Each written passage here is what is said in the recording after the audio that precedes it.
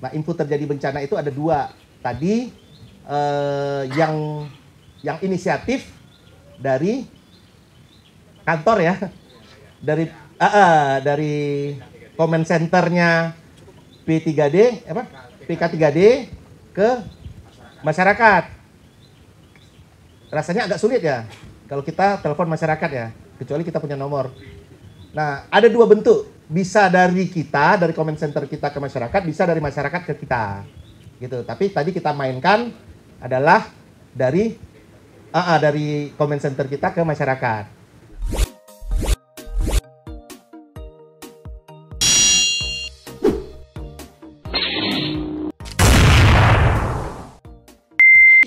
Kita akan melatih kemampuan pemahaman kita terkait dengan simulasi ini sendiri. Nampaknya ini adalah melatih ya, belum sampai pada tahap menguji gitu ya. Nah, makanya kalau sudah sampai tahap menguji itu ada form penilaian namanya. Nah, jadi kalau di sini cuman hanya nanti sebenarnya harus ada form yang disebut dengan form evaluasi dari apa yang teman-teman buat. Harusnya sudah dibuat dulu. Tapi nggak apa-apa. Kenapa? Karena baru awal. Sehingga nanti kekurangan-kekurangan dari apa yang kita lakukan sekarang ini nanti akan kita bisa perbaiki di ke depan di latihan atau simulasi-simulasi sedepannya. Karena simulasi ini tidak cukup hanya sekali. Gitu. Terus berulang. Kita ngambil contoh saja. Bukan hanya Indonesia. Seluruh negara mengadakan simulasi latihan. Latihan perang. Setiap tahun ada latihan perang. Kenapa dia harus melatih? Kenapa terus dia latih? Gitu. Ya, untuk mempertahankan kemampuan kita, untuk mempertahankan koordinasi kita. Gitu. Nah, sama dengan hal seperti ini juga kita di bencana. Semuanya latihan. Nah, latihan ini juga dilakukan bukan hanya di kita saja. BPBD melakukan latihan, Satpol PP melakukan latihan, TNI Polri juga melakukan latihan, bukan latihan hanya khusus latihan perang, tapi bencana pun mereka juga latihan bencana. Karena itu adalah operasi selain perang yang menjadi tanggung jawab dan kewenangan mereka juga. Gitu. Oke, itu kira-kira ya. Jadi simulasi ini adalah simulasi bentuknya bentuk latihan, bukan menguji. Harapannya nanti ke depan ini sudah sampai pada tahap menguji ya. Sehingga kita sudah punya dokumen dan SOP. Bagaimana respon pertama, bagaimana cara kita meminta pertolongan, siapa yang harus melakukan permintaan pertolongan, siapa yang mempunyai kewenangan untuk melakukan aktivasi HEOC, gitu. Nah, itu sudah ada tuh orang-orangnya nanti. Jadi kalau tadi kan masih ditunjuk-tunjuk ya. Nah, harapannya gitu. Nah, ada beberapa catatan. Saya pikir ini bukan catatan sih ya. Mungkin masukan dari saya ya. Bukan kesalahan, bukan apa. Saya tidak mengatakan bahwa oh ini kenapa begini, itu kenapa begitu. Enggak, gitu. Kalau kita lihat dari kesalahan, ya nanti akan banyak masalahnya. Tapi saya melihatnya dari sudut sebenarnya seperti apa yang seharusnya teman-teman lakukan ketika teman-teman memainkan manajemen, memainkan teknis, gitu ya. Itu yang mau saya sedikit informasikan. Nah, ketika kita bicara teknis, tadi saya melihat itu teman-teman sudah sangat bagus. Hanya saja di sini tidak nampak. Ketika ada ketika lokasi di mana terjadinya gempa dan di situ ada runtuhan bangunan, karena kita masih main sendiri ya. Nanti ketika kita melibatkan SOT kualitas sektor lain, di situ pasti nanti akan nampak siapa berbuat apa gitu. Karena kan kalau saya lihat tadi semuanya masuk tuh. Yang teman-teman dari ambulans dari AGD-nya masuk langsung ke lokasi gitu ya. Nah, kalau kita biasanya membagi zona. Ya, kalau ada bencana itu kita bagi zona, apalagi bencana kimia. Itu kita bagi zona. Ada yang kita sebut dengan hot zone, ada yang disebut dengan warm zone, ada yang cool zone. Nah, hot zone ini harus hati-hati kita. Karena apa? Sebenarnya di kita ini sudah diatur sebenarnya. Kalau di kita, siapa yang mempunyai kemampuan dalam melakukan evakuasi baik orang sakit, orang sehat pada wilayah sulit atau berbahaya. Nah, untuk masuk ke wilayah sulit dan berbahaya ini, kita harus punya banyak peralatan. Jadi nggak cukup hanya sekedar kita bawa tandu saja, gitu nggak cukup. Jadi kalau dia wilayahnya adalah wilayahnya kimia, maka kita harus pakai APD atau pakai bahan-bahan yang memang bisa digunakan untuk masuk ke wilayah kimia tersebut. Gitu. Nah, sebenarnya untuk evakuasi di wilayah berat ini biasanya dilakukan oleh teman-teman Basarnas. Karena dia punya alat, punya kelengkapan yang cukup untuk diri dia, untuk bisa menolong orang lain. Dan dia punya kemampuan untuk bisa melakukan evakuasi atau hidup di wilayah atau eksis di wilayah yang memang di wilayah sulit, gitu, di wilayah sulit. Nah itu. Nah setelah itu, nanti kan ada di sini teman-teman udah bener nih. Tadi ada membuat namanya di situ apa tuh? Polis line. Yang tadi tuh pasiennya di sini. Nah, collecting area. Nah, di collecting area itu harusnya sebenarnya itu sudah ada alat-alat kesehatan yang tersedia. Kalau kita sudah bisa buat di situ adalah collecting area. Kenapa? Karena kan kita sudah datang nih. Nah, teman-teman yang datang tadi itu sudah lengkap, sudah dibekali dengan alat-alatnya. Gitu, sudah dilengkapi dengan alat-alatnya. Harusnya alat-alatnya tadi itu sudah ada, sudah tergambarkan di collecting area. Kalaupun sebenarnya kita tidak punya alat sebenarnya itu bisa kita tulis saja bahwa di sini sudah ada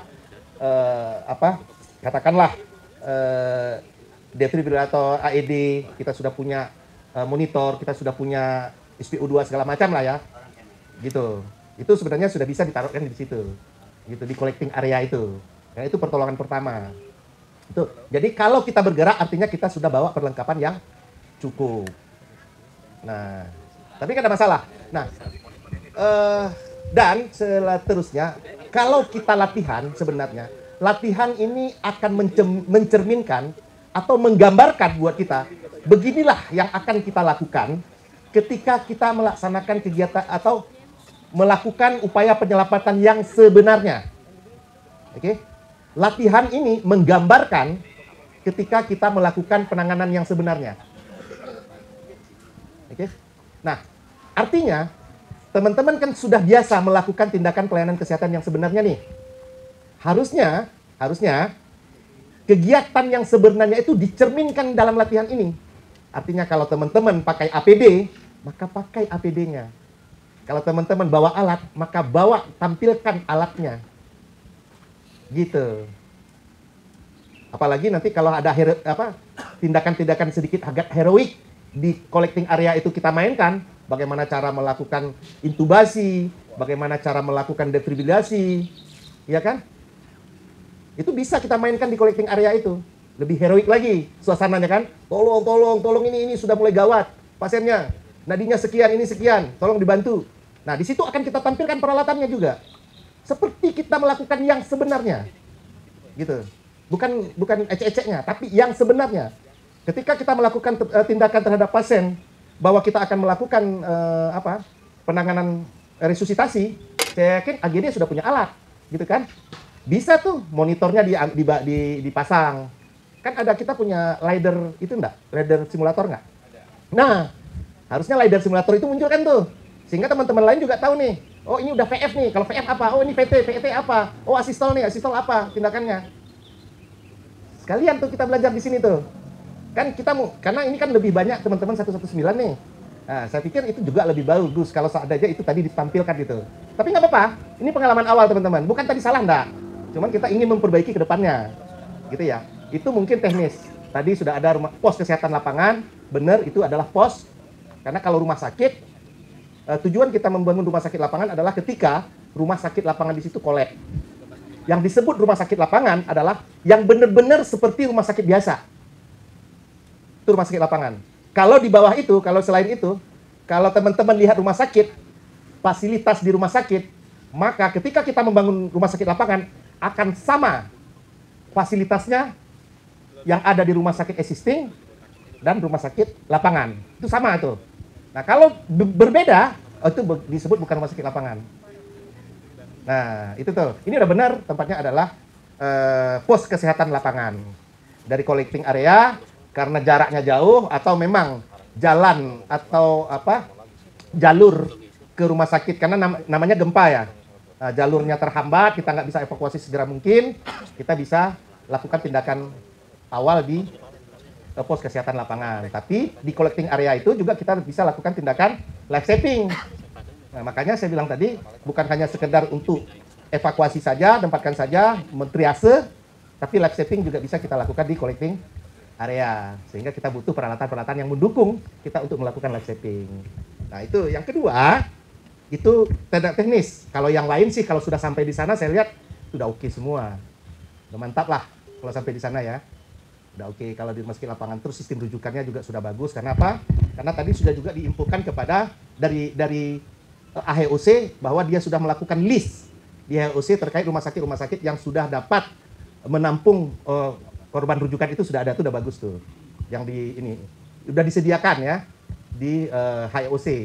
Jadi teman-teman tinggal tadi waktu pas keluar masuk ke ini juga sudah dibuat tuh data bahwa pasiennya ke apa diagnosanya apa, dirujuk ke rumah sakit mana, itu sudah ada datanya. Itu bagus. Saya pikir sudah dapat ya. Dapatlah ininya apa?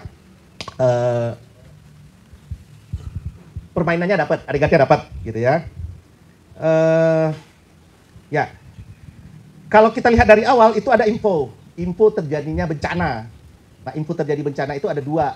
Tadi yang inisiatif dari kantor ya, dari comment centernya P3D PK3D ke masyarakat. Rasanya agak sulit ya kalau kita telepon masyarakat ya, kecuali kita punya nomor. Nah, ada dua bentuk. Bisa dari kita, dari comment center kita ke masyarakat, bisa dari masyarakat ke kita. Gitu. Tapi tadi kita mainkan adalah dari comment center kita ke masyarakat. Nanti juga bisa kita mainkan tuh dari masyarakat ke comment center. Sehingga comment center itu tahu kalau seandainya ingin melakukan evakuasi informasinya dari masyarakat, apa saja yang dibutuhkan pertanyaan ke masyarakat tersebut, sehingga memudahkan tim nanti yang akan dideploy ke lokasi untuk mengevakuasi korban. Itu. Sehingga orang yang dideploy ini menyesuaikan dengan kebutuhan yang ada di lapangan. Bukan hanya sekedar jalan terus. Gitu. Nah, ini ada pertanyaan-pertanyaan kunci yang memang dapat dijadikan sebagai bahan yang akan ditanyakan kepada masyarakat yang melapor. Nah, gitu kira-kira. Selanjutnya, mungkin selanjutnya terkait dengan manajemen tadi ya. Untuk pelaku, harusnya saya nggak tahu karena kita kurang cukup atau apa. Seharusnya unsur-unsur yang kita mainkan harusnya sudah lengkap. Jadi unsur-unsur yang kita mainkan sudah lengkap, harusnya. Ya, saya nggak melihat tadi ada insiden komandernya. Siapa yang menjadi insiden komander yang berada di lapangan? Saya nggak melihat. Kalau ada tadi alhamdulillah, tapi saya tidak melihat. Apakah saya luput dari lihatan atau apa? Tapi itu ada yang mengatur yang disebut dengan insiden komander. Nah gitu. Nah, siapa yang menjadi insiden komander adalah orang yang pertama kali datang ke situ. Siapapun orangnya, maka dialah yang akan menjadi insiden komander. Makanya semua kita harus bisa menjadi insiden komander. Karena nggak tentu kan, satu ketika tim A, tim B, tim C kan yang datang, gitu. Jadi semua orang harus bisa. Apa saja tugas insiden komander? Nah, nanti akan kita coba diskusikan tuh. Apa saja tugasnya insiden komander itu? Oke? Nah, harusnya semuanya bisa bermain tadi di HOC. Nah, HOC itu ada strukturnya kalau di HOC. Nah, saya sebelum sampai ke HOC, saya ingin menyampaikan dulu begini. Pendekatan penanggulangan krisis kesehatan berbasis pada konsep cluster. Konsepnya adalah cluster. Basisnya adalah cluster. Untuk pendekatan penanggulangan krisis. Nah, ketika terjadi krisis kesehatan, apa yang harus dilakukan? Mengaktifasi HEOC. Jadi, yang diaktifasi itu adalah HEOC-nya. Health Emergency Operation Center-nya. Pusat pengendali operasi penanggulangan krisis kesehatannya. Itu yang diaktifasi. Karena dalam HEOC itu, ada subcluster yang mengelola ya layanan kesehatan. Baik itu rujukan, baik itu IMT, PCK IMT-nya, P2P-nya segala macam itu ada di situ dalam struktur HOC. Nah, nanti kalau kita main lagi ke depan, maka semua unsur-unsur yang terlibat dalam penanggulangan krisis kesehatan, baik itu manajemen maupun teknis, harus dimainkan oleh orangnya. Harus lengkap orangnya. Itu. Kalau nggak salah saya di HOC itu ada 14 orang. Ada 14 bagian yang wajib dimainkan gitu. Kalau dari struktur yang kita punya, struktur HOC punya. Nah, kalau saya lihat tadi itu belum cukup. Artinya itu nanti bisa lebih dicukupkan lagi strukturnya itu, HOC-nya itu, sehingga nanti kita bisa melihat masing-masing itu akan bermain peran, akan memerankan fungsinya sesuai dengan fungsinya, gitu. Nah ini, dan yang lainnya juga harus harus lengkap timnya, dan harus ada struktur HOC-nya tadi, karena sudah kita mainkan itu harus ada strukturnya.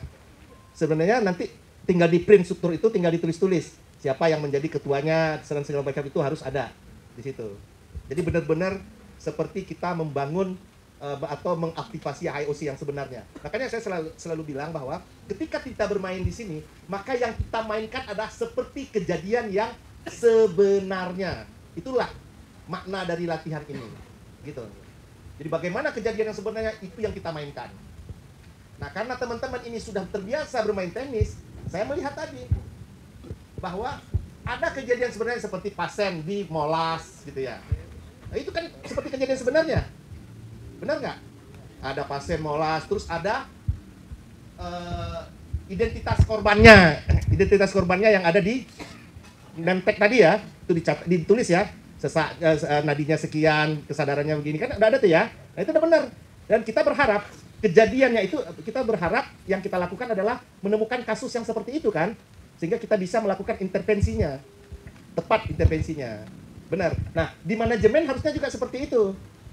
Bagaimana rapat koordinasinya, struktur organisasi sudah dibuat, peta responnya sudah jadi, gitu ya. Jadi sumber daya kita sudah ini.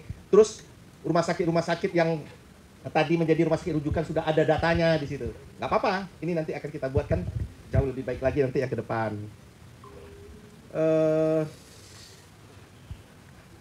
Nah, apalagi nih? Area subcluster yang kan Nah, ketika kita memobilisasi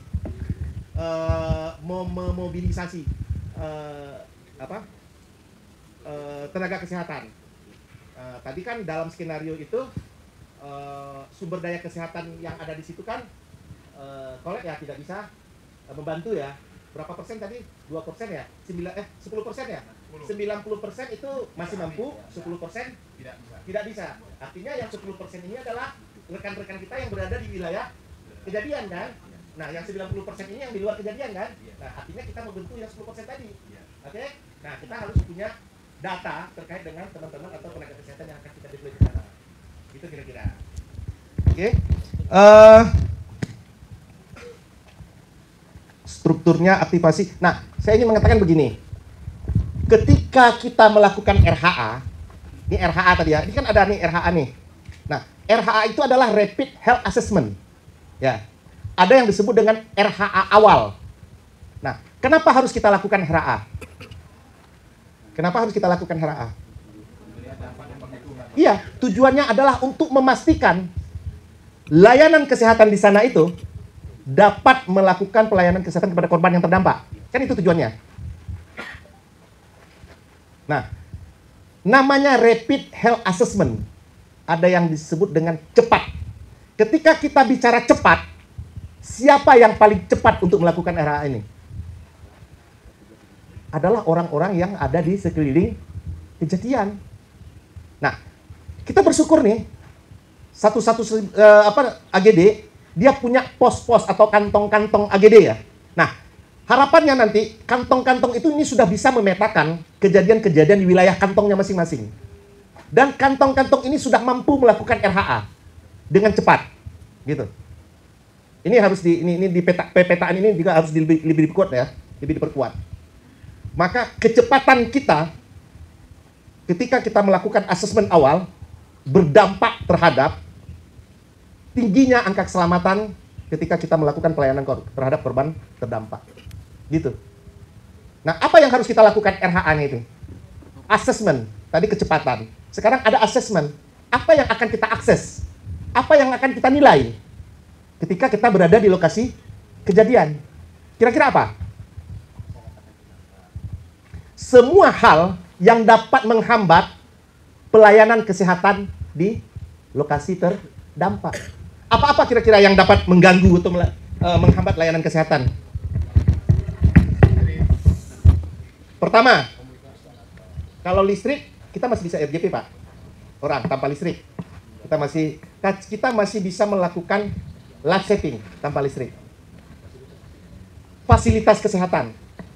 Kalau jumlah korbannya banyak, fasilitas kesehatannya nggak ada, banyak nggak bisa kita selamatkan. Nggak kan? Yang kedua, sumber daya kesehatan. Kalau korbannya banyak, fasilitasnya ada, sumber daya kesehatannya nggak ada, apa yang bisa kita berbuat? Oke. Yang ketiga, apa? Logistik. Logistik kesehatannya. Sumber dayanya ada, orangnya ada, fasilitasnya ada. Logistik obat-obatannya nggak ada. Bisa nggak orang bisa selamatkan? Ya kan? Yang ketiga apa? Yang keempat, yang terakhir. Fasilitas, sumber daya, logistik. Jumlah korbannya. Ada sumber dayanya tapi tidak cukup. Ada fasilitasnya tapi kredit. Ada logistiknya. Tapi karena jumlah korbannya banyak, ya kan? Tidak sesuai dengan kapasitas yang ada, itu juga menghambat.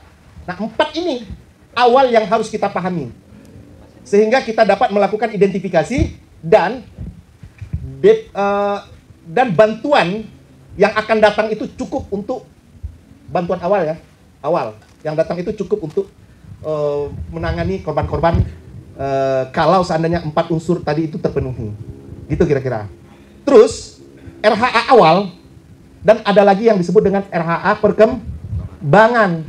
Nah, baru pada RHA perkembangan ini muncul tuh tadi tuh yang klaster-klaster, sub-klaster itu muncul untuk memastikan bahwa sumber airnya cukup, ada makanannya, ada segala macam cukup, gitu. Nah, baru mereka itu datang.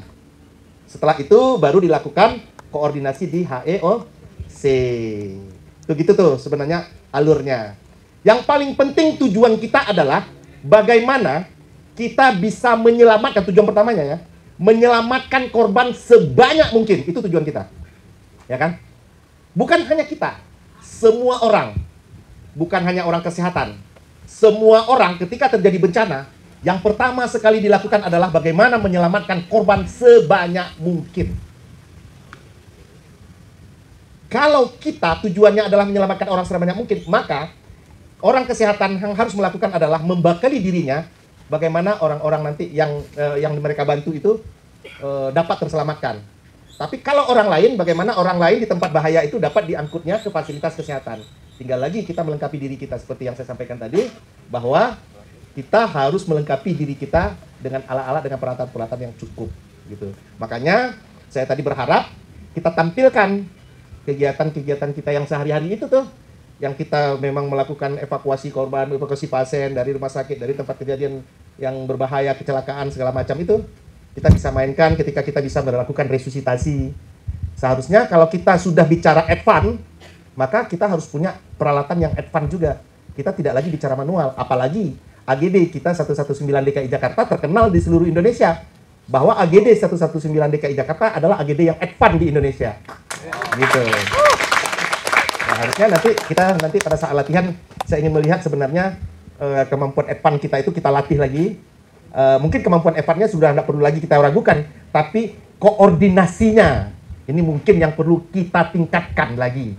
Gitu. Saya pikir terima kasih dengan semangatnya, dengan upaya yang sudah dilakukan. Mudah-mudahan yang ke depan kita bisa jauh lebih baik lagi dari apa. Karena memang kita dalam tahap belajar, bukan hanya Bapak Ibu sekalian, teman-teman sekalian. Saya pun selalu dalam tahap belajar. Karena ilmu kebencanaan ini ternyata semakin lama semakin baru gitu.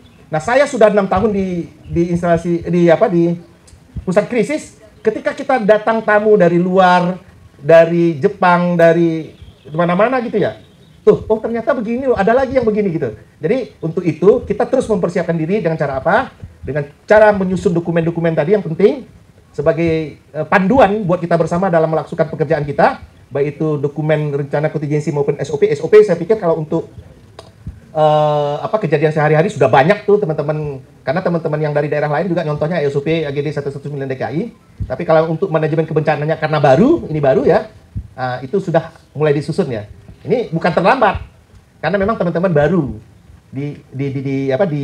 krisisnya, nggak apa-apa, gitu. Habis pertemuan ini, mudah-mudahan dokumen-dokumen itu bisa disusun, sehingga nanti akan kita coba simulasikan lagi. Mungkin kita simulasikan bukan ke sini dulu, tapi kita simulasikan di kantor, bagaimana kita melakukan TTX. Kan ada uji-uji dokumen itu beberapa macam. Ada yang disebut dengan TTX, tabletop exercise, ada CPX, post command exercise, atau yang disebut dengan gladi posko, ada yang FTX, seperti yang sekarang ini sudah kita lakukan. Oke, terima kasih. Tetap semangat teman-teman, dan latihan ini jangan berhenti sampai di sini. Harapan kami, mudah-mudahan yang ke depan kita akan mempersiapkan latihan ini jauh lebih matang dari sekarang. Karena kan ada struktur latihan nanti yang harus kita buat, struktur latihan ya, yang harus kita buat sebelum latihan ini kita lakukan. Karena di sana nanti ada yang namanya evaluator, ada yang namanya insiden komandernya, ada yang namanya pengendali, ada yang namanya sub pengendali gitu ya. Nanti itu tercermin semuanya dalam struktur latihan gitu. Oke, tetap semangat, tepuk tangan sekali lagi buat kita semua. Terima kasih. Hanya ini yang dapat saya sampaikan, mohon maaf kalau ada kata-kata saya mungkin nanti mengajari Bapak Ibu sekalian, tapi tidak ada niat, saya cuma hanya ingin menyampaikan. Terima kasih Bapak. Assalamualaikum warahmatullahi wabarakatuh. Ya, terima kasih Pak Budi atas penyampaian evaluasinya. Memang untuk bisa saya simpulkan bahwa kondisi saat ini yang kita lakukan kegiatan ini adalah bentuknya adalah melatih, bukan menguji. Karena memang di PK3D sendiri Pak, untuk rencana kontingensi itu memang kita lagi proses. Karena memang di Rencon itu kita akan melibatkan lintas sektor untuk penyusunan Rencon di DKI. Kemudian memang masih banyak dokumen yang harus kami siapkan seperti peta resiko, peta respon, dan sebagainya. Nah, kemudian memang banyak, setelah kegiatan ini memang banyak tindak lanjut yang harus kita lanjutkan terkait dengan krisis kesehatan ini. Nah, tadi sudah banyak disampaikan oleh Pak Budi. Untuk selanjutnya, untuk teman-teman, apakah ada yang ingin ditanyakan ke Pak Budi? Kita bikin satu sesi 3 pertanyaan. Ada yang mau ditanyakan? Ya. Sebenarnya Pak, izin Pak, terkait dengan clothing area Pak. Mungkin saya sedikit bertanya. Konsep yang tadi dibikin bahwa clothing area itu kan kita penanganan di tempat, di luar zona area yang merah ya, red zone. Jadi sehingga kita bikin clothing area. Nah, di sini yang ingin saya tanyakan, pada saat di clothing area itu, apakah semua alat-alat advance kita bisa langsung ke sana atau bagaimana? Karena memang unit yang kita siapkan ini adalah unit-unit advance semua, Pak. Jadi, karena memang pada saat kita bikin clothing area itu, kita penanganan awal aja. Nanti untuk advance lanjutan, kita ada di pos kesehatan. Konsep yang kita tadi ya, Pak ya. Nah, itu bagaimana, Pak? Baik. Clothing area tentunya bukan di hot zone. Paling tidak minimal kalau tidak bisa di cold zone berarti di warm zone. Itu tidak boleh dilakukan di hot zone. Itu nggak boleh. Karena bisa mengakibatkan risiko apakah runtuhan atau apa segala macam ke penolong. Jadi tetap dia daerah-daerah yang memang di wilayah aman, clothing area. Nah, karena kita sekarang ini makanya kenapa di negara-negara luar itu bisa menghadirkan peralatan-peralatan ekpannya di lapangan? Ya karena memang kita sudah cukup. Nah, konsep kita selalu berbicara, kalau kami ya, kita tidak lagi bicara tentang, oh kalau nggak ada A, B pun boleh gitu. Jadi kalau tidak ada A, B pun boleh. Makanya sekarang menjadi pertanyaan, kita kan ada ambulan ya, teman-teman tahu kan? Jenis ambulan, pertama ambulan apa? Basic itu apa? Dasar. Kalau kita sebut dengan ambulan transport, namanya ambulan transport, isinya apa? Cuman oksigen doang, ya kan? Terus baru ambulan emergency, baru ambulan ICU dan segala macam gitu ya. Nah, kita juga berpikir nih, kenapa ambulan transport itu masih ada gitu loh? Padahal ambulan transport itu tidak berdampak, tidak bisa membantu apa-apa kalau ada pasien gawat, karena isinya juga bukan dokter di situ, bukan perawat di situ. Kan lihatlah ambulan-ambulan kita itu disebut dengan ambulan transport. Lambangnya adalah lambang dari partai. Sopirnya sendiri tidak paham bagaimana cara membawa ambulan. Konon lagi bagaimana cara mengelola korban. Nah, di peraturan yang akan datang kita nggak bicara lagi ambulan transport.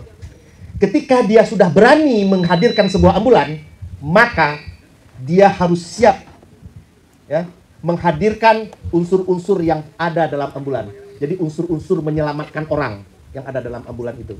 Nah, ini sekarang kita lagi godok regulasinya. Penanganan apa? Tidak ada lagi kita lihat nanti yang di jalan itu ada ambulan desa. Siapapun boleh sekarang juga ambulan. Ya kan? Nah, kita akan dorong. Kenapa ambulan itu muncul? Karena ketidakmampuan pemerintah menghadirkan ambulan yang sebenarnya. Kalau kita sekarang stop ambulan desa, pertanyaannya nanti. Ketika masyarakat desa butuh ambulan yang datang ke desa itu siap nggak? Cepat nggak? Ya kan? Itu pertanyaannya. Nah, kalau regulasinya sudah ada, mau tidak mau, suka tidak suka, orang kecamatan atau kabupaten kota itu wajib menyediakan ambulan yang standar dapat melayani orang, bukan standar dapat membawa orang. Ya kan? Kenapa yang terjadi sekarang ini? Sekarang pola pikir sekarang masyarakat ini adalah bagaimana kalau ada korban cepat sampai ke rumah sakit. Nggak kebayang sama dia bagaimana korban ini selamat sampai ke rumah sakit. Kan gitu. Sekarang apa yang terpikir sama mereka kalau ada korban? Angkat cepat-cepat segala macam. Iya kan? Bawa cepat.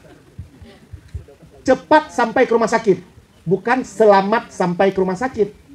Nah itu. Nah makanya, kenapa di area-area collecting area itu harus juga kita, karena di situ berpotensi juga terjadinya pasien dengan gangguan nafas. Ketika sudah ada gangguan nafas, maka layanan kesehatan darurat harus dilakukan di situ. Nah, maka pentinglah peralatan-peralatan advance kita hadirkan di collecting area. Ada yang bisa menjamin nggak? Pasien kuning ke merah. Oh, kalau dia udah kuning, ini pasti ke hijau. Ya kan? Potensi ke merah pun besar. Kan gitu? Nah, untuk mencegah hal-hal begitu, nah kan tujuan utama kita bagaimana kita bisa menyelamatkan orang sebanyak mungkin. Nah, untuk dapat menyelamatkan orang sebanyak mungkin itu tidak cukup hanya dengan tangan kosong, tapi ada peralatan yang mendukung. Nah, peralatan yang mendukung ini harapannya dihadirkan dalam collecting area itu. Terima kasih. Ya, terima kasih Pak Budi. Artinya bahwa pada saat di collecting area, semua alat advance yang ada di kita bisa kita tempatkan di collecting area ya Pak ya. Ya, terima kasih Pak Budi. Selanjutnya teman-teman, ada yang mau ditanyakan? Cukup, oke. Ya. Mungkin memang nanti habis dari sini memang masih banyak yang harus kami tindak lanjuti ya Pak ya. Mungkin nanti kita akan tetap koordinasi ke Pusat Krisis Kesehatan Kementerian Kesehatan Republik Indonesia.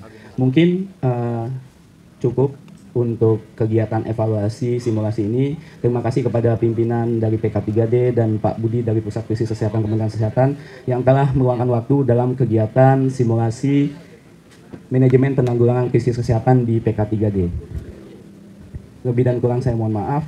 Wabillahi taufiq wal hidayah. Wassalamualaikum warahmatullahi wabarakatuh. PK3D.